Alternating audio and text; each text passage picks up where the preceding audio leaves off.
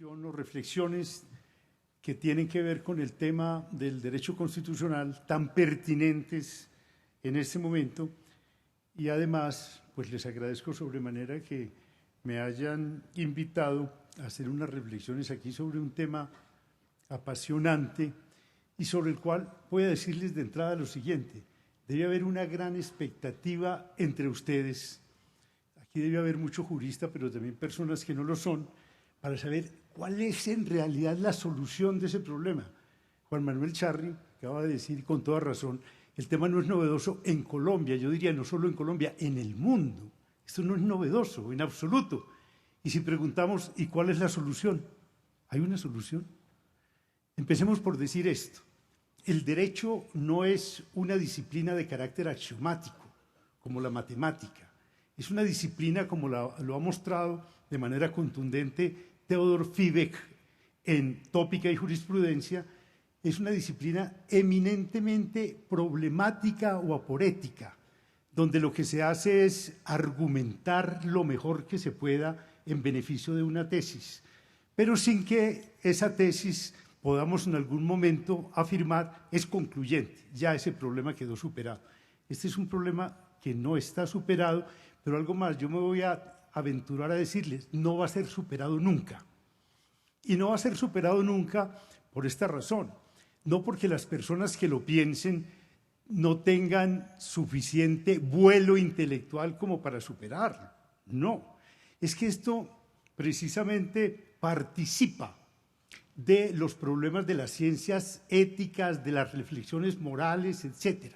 Si ustedes leen los diálogos de Platón, en los diálogos de Platón están planteados ya los problemas de la ética y de la política moderna, pero naturalmente, especialmente cuando es Sócrates el protagonista, la pregunta siempre queda abierta. ¿Las cosas son buenas porque los dioses las quieren o los dioses las quieren porque son buenas? Pregunta Sócrates a Eutifrón en el diálogo que lleva ese nombre, el Eutifrono de la Piedad. Y Santo Tomás y Escoto disputan en la Edad Media y no llegan a una conclusión. Las conclusiones a las que llegan son perfectamente contradictorias.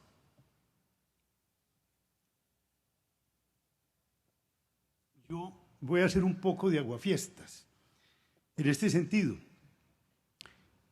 Voy a citarles más, o voy a hacer referencia más a autores que no son juristas que a juristas, aun cuando voy a hacerles también referencia a juristas. Por una razón, este no es un problema jurídico, lo digo categóricamente, este no es un problema jurídico. ¿Qué tipo de problema es este entonces? Justamente por eso es apasionante, nos estamos moviendo en esa área en la que la normatividad se acaba y empieza el mundo de los hechos. Y tenemos que seguir razonando en el mundo de los hechos como si todavía estuviéramos en el mundo jurídico. A mí me sorprende la claridad, los felicito a las personas que me han antecedido en el uso de la palabra, la claridad y la capacidad de síntesis con que han formulado el problema. El doctor Mauricio González hizo una exposición, a mi modo de ver, impecable, y lo mismo Manuel José Cepeda. Yo los he felicitado porque son exposiciones maravillosas, muy bien hechas. Pero voy a recordarles esto. En una de las proposiciones del Tractatus dice Ludwig Wittgenstein, un filósofo de mi preferencia, para las preguntas que no tienen respuesta, la impertinente es la pregunta. Esta es una de esas preguntas que no tiene respuesta, concretamente que no tiene respuesta satisfactoria. Algo más, ahora cuando escuchaba esas disquisiciones, esas reflexiones tan bien hiladas, tan lógicas, tan bien hechas, y entonces el doctor Mauricio González, el presidente de la Corte, llega a una conclusión y Manuel José Cepeda llega a otra, yo les diría a ustedes con cuál se quedan. ¿Cuáles argumentos jurídicos son mejores? Los argumentos que han dado son argumentos impecables, pero uno no puede decir el argumento definitivo es este o es aquel.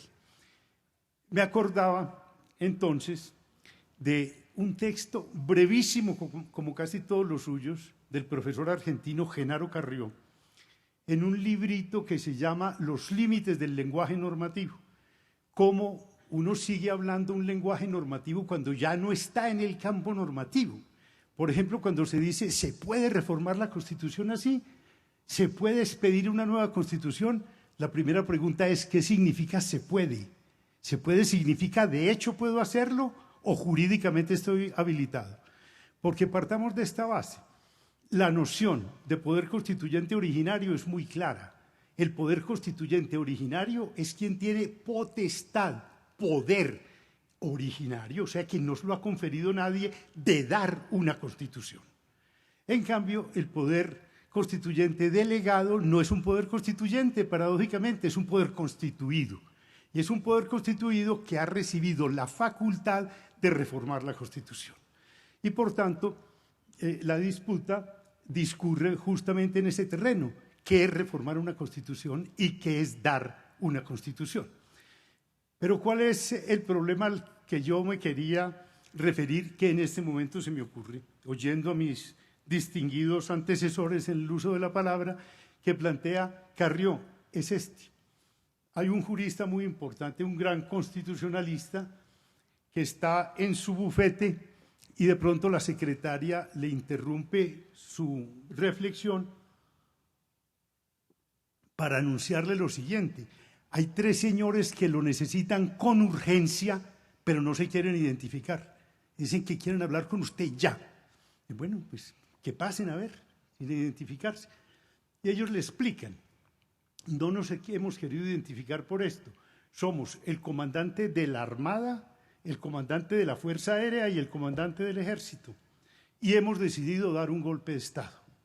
Ya tenemos todo dispuesto, nuestras respectivas armas nos apoyan, pero como usted es un gran constitucionalista, venimos a plantearle este problema. ¿Cómo hacemos para dar ese golpe de Estado sin violar la Constitución? Entonces, él le responde esto. Le dice, tal vez ustedes se refieren a otra cosa. Tal vez el problema que ustedes me quieren plantear es este. ¿Cómo hacerlo para que no haya mucho derramamiento de sangre? ¿Cómo hacerlo para que no haya mucha inconformidad entre la gente? Dice, no, el problema es el que le hemos planteado inicialmente, pero naturalmente entendemos que este es un problema nuevo para usted. Entonces le damos 3 días para que lo piense y dentro de 3 días venimos a ver cuál es la solución que usted nos tiene.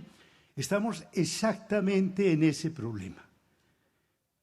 Voy a citarles otro jurista muy importante y yo quisiera que especialmente las personas que tienen mucho interés en este tipo de asuntos, que son apasionantes, lo lean. Si es que no lo han leído, muchos seguramente lo habrán leído, que es Alf Ross, un jurista danés, que tiene un libro extraordinario que se llama Sobre el Derecho y la Justicia, y en ese libro plantea, entre otras cosas, las reformas de la Constitución, para llegar a esta conclusión. Toda reforma constitucional es una reforma extrasistemática y no intrasistemática. Cuando estamos dentro del sistema jurídico podemos preguntar, ¿esta ley es constitucional o inconstitucional? Porque tenemos un punto de referencia fijo, la Constitución. La referimos a la Constitución y entonces llegamos a la conclusión de que está conforme a ella o no está conforme y por tanto es inconstitucional. Pero cuando la Constitución lo que determina no es cómo se hace la ley, sino cómo se hace ella misma, como lo dice Ross de una manera muy clara y categórica, estamos frente a una proposición autorreferente. Una proposición autorreferente es una proposición que no tiene más contenido que ella misma y por tanto cuya veracidad o cuya verdad o cuya falsedad no se puede demostrar. Fíjense ustedes que yo escriba en un tablero, esta proposición es verdadera. Y ustedes dicen, ¿cuál proposición? Esta es verdadera. Da lo mismo que hubiera escrito, esta proposición es falsa. Si yo escribo una primera proposición, este tablero es de acrílico y debajo pongo esta proposición, la de arriba es verdadera, ustedes pueden verificar si es verdadera o es falsa esa proposición. Pero esta proposición es verdadera, Ross la analiza a la luz de lo que es la lógica de tipos de Bertrand Russell, para llegar a la conclusión de que las proposiciones autorreferentes carecen de sentido. Y entonces se puede preguntar, ¿Y por qué las constituciones traen entonces esas disposiciones que se refieren a la manera como ellas deben ser reformadas? Y Ross dice esto: estamos en el campo de la controversia, de la discusión, no dogmatizo, simplemente sugiero. Ross dice esto: porque esas disposiciones tienen un efecto psicológico y social. Cuando la reforma tiene lugar dentro de determinados parámetros que todo el mundo acepta, entonces dicen, esto se hizo legítimamente. Luego la reforma fue hecha conforme a derecho y la gente queda tranquila. Pero, porque de lo contrario podríamos decir, entonces dar una constitución y dar un golpe de Estado es lo mismo. Y podríamos decir, es lo mismo. Salvo que, y aquí tomo otro de los elementos que han dado los conferencistas, los expositores que me han precedido en el uso de la palabra, que es muy importante. Estamos frente a un mito. Y no se piense que cuando decimos frente a un mito, estamos desconceptuando el mito de la democracia, por ejemplo, al que me voy a referir. No, es que todo poder clama por una justificación. El ejercicio del poder está clamando por una justificación. Y la justificación que se da es indemostrable y por tanto es ficticia.